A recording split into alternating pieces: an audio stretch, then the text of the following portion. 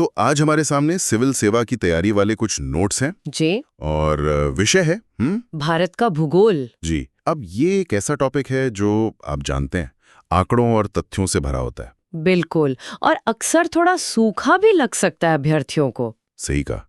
तो आज हमारा मिशन यही है कि इन नंबरों और लाइनों के पीछे की कहानी को समझें और देखें कि ये हमारे देश की असलियत को मतलब कैसे शक्ल देते हैं। बिल्कुल, भूगोल सिर्फ आंकड़े रटना नहीं है। हाँ। ये समझना है कि कोई जगह वैसी क्यों है जैसी वो है। और भारत के मामले में इसकी कहानी तो इसके आकार और नक्शे पर इसकी लोकेशन से शुरू होती है। तो चलिए यहीं से शुरू करते हैं।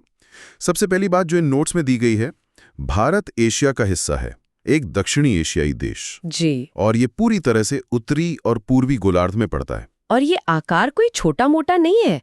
क्षेत्रफल के हिसाब से भारत दुनिया का 7वां सबसे बड़ा देश है। 7वां मतलब हमसे बड़े सिर्फ 6 देश हैं। जी। रूस, कनाडा, अमेरिका, चीन, ब्राजील और ऑस्ट्रेलिया।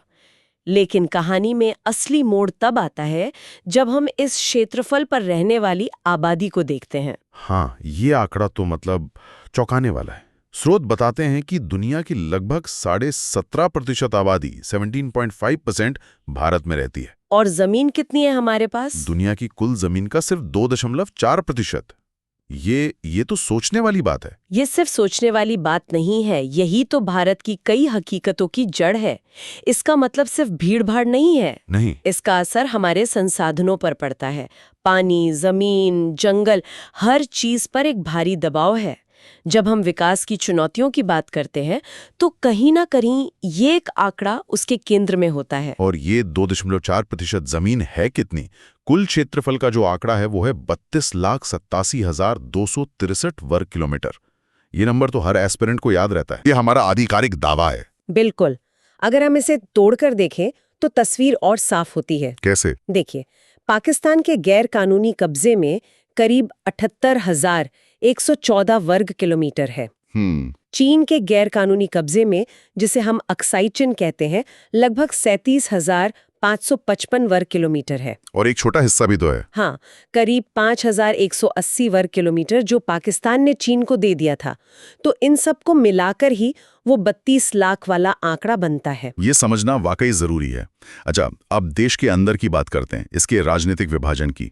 26 जनवरी 2020 की स्थिति के अनुसार हमारे पास 28 राज्य और 8 केंद्र शासित प्रदेश हैं। जी, हाल में कुछ बड़े बदलाव भी हुए हैं। हाँ, जैसे दादरा और नगर हवेली और दमन और दीव, इन 2 केंद्र शासित प्रदेशों को मिलाकर एक कर दिया गया। और कश्मीर का पुनर्गठन हुआ था। जी, एक बड़े और जटिल राज्य को बेहतर प्रबंधन के लिए 2 हिस्सों में बांटा गया, जम्मू कश्मीर और लद्दाख, दोनों केंद्र शासित प्रदेश। ये दिखाता है कि नक्शा स्थिर नहीं है, बदलता रहता है। सही बात है। अच्छा, अब अगर देश के फैलाव की बात करें तो उत्तर से दक्षिण तक कितना है? उत्तर में कश्मीर से लेकर दक्षिण में कन्याकुमारी तक इसकी लंबाई है 3,214 किलोमीटर। और पूर्व से पश्चिम? पूर्व में अरुणाचल प्रदेश से लेकर पश्चिम में गुजरात के कच्छ तक चौड़ाई है 2,933 किलोमीटर। ये विशालता सिर्फ किलोमीटर में नहीं दिखती। स्रोत में 2011 की जनगणना का एक आंकड़ा है कि भारत में 6,40,932 गांव हैं। सोचिए, 6.5 लाख गांव। ये सभी गांव, शहर, पहाड़, नदियां, ये सब एक विशाल भूमि पर फैले हैं। और इन सब की आबो हवा, दिन और रात की लंबाई, ये सब इस बात पर निर्भर करता है कि ये पूरी जमीन ग्लोब पर स्थित कहाँ है। और यहीं पर अक्षांश और देशांतर का रोल आता है। तो हमने भारत के साइज की बात की, कितना विशाल है, पर किसी को कहना हो कि भारत नक्शे पर कहाँ है तो सिर्फ एशिया में कहना काफी नहीं है। नहीं, बिल्कुल नहीं। हमें एक ग्लोबल एड्रेस चाहिए और वही एड्रेस है अक्षांश और देशांतर, लैटिट्यूड और लॉन्गिट्यूड। जी, चलिए पहले इसे आसान भाषा में समझते हैं। हाँ, बताइए। अक्षांश रेखाएं या लैटिट्यूड्स ग्लोब पर खींची गई वो काल्पनिक आड़ी रेखाएं हैं जो पूर्व से पश्चिम की ओर जाती हैं। ये सब एक दूसरे के समानांतर होती हैं, जैसे सीढ़ी के डंडे। बिल्कुल। सबसे बीच वाली रेखा जो 0 डिग्री पर है उसे भूमध्य रेखा या इक्वेटर कहते हैं।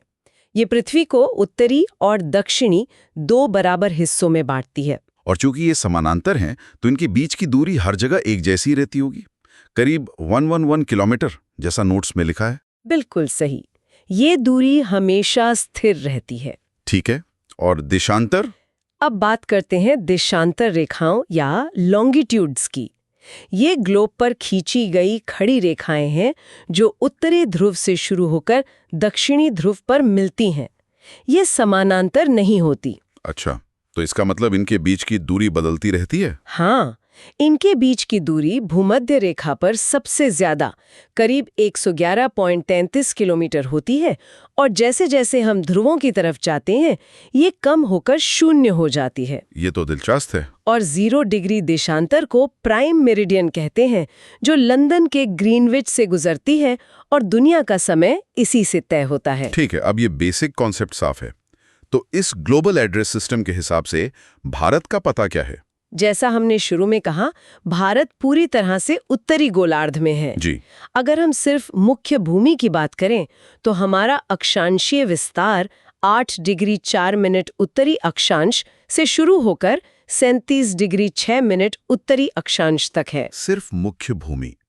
और इसमें हमारे द्वीप समूह भी तो हैं, अंडमान निकोबार। बिल्कुल, अगर हम उन्हें भी जोड़ लें तो भारत का विस्तार और दक्षिण से 6 डिग्री 45 मिनट उत्तरी अक्षांश से शुरू होता है, जहां हमारा सबसे दक्षिणी बिंदु इंदिरा पॉइंट स्थित है। सही कहा। और देशांतरीय विस्तार की बात करें तो हम पूर्वी गोलार्ध में हैं। इसलिए हमारा पता है 68 डिग्री 7 मिनट पूर्वी देशांतर से लेकर 97 डिग्री 25 मिनट पूर्वी देशांतर तक। इन अक्षांशीय आंकड़ों का एक बहुत बड़ा मतलब ये भी है कि भारत उष्ण और उपोष्ण दोनों कटिबंधों में आता है। ये भारत की जलवायु को कैसे प्रभावित करता है? ये बहुत महत्वपूर्ण है। देखिए, उष्ण कटिबंध यानी ट्रॉपिकल जोन वो इलाका है जो 23.5 डिग्री उत्तर से 23.5 डिग्री दक्षिण अक्षांश के बीच होता है, जहां साल भर गर्मी रहती है और सूरज की किरणें लगभग सीधी पड़ती हैं।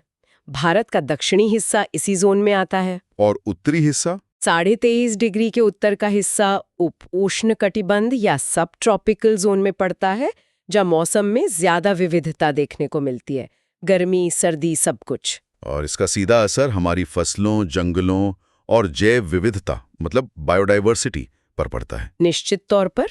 स्रोत में एक और दिलचस्प बात बताई गई है। क्या?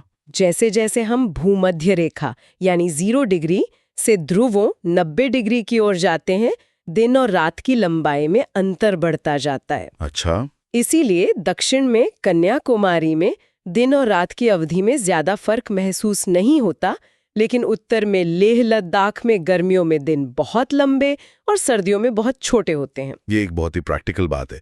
चलिए अब एक ऐसी अक्षांश रेखा की बात करते हैं जो भारत के लिए एक तरह से वीआईपी लाइन है और जिससे परीक्षाओं में अक्सर सवाल पूछे जाते हैं। कर्क रेखा। कर्क रेखा यानी 23.5 डिग्री उत्तरी अक्षांश या 23.5 डिग्री 30 मिनट। जी, ये भारत के लिए बेहद महत्वपूर्ण है क्योंकि ये देश के लगभग बीचों बीच से गुजरती है। मतलब ये भारत को 2 हिस्सों में बांटती है।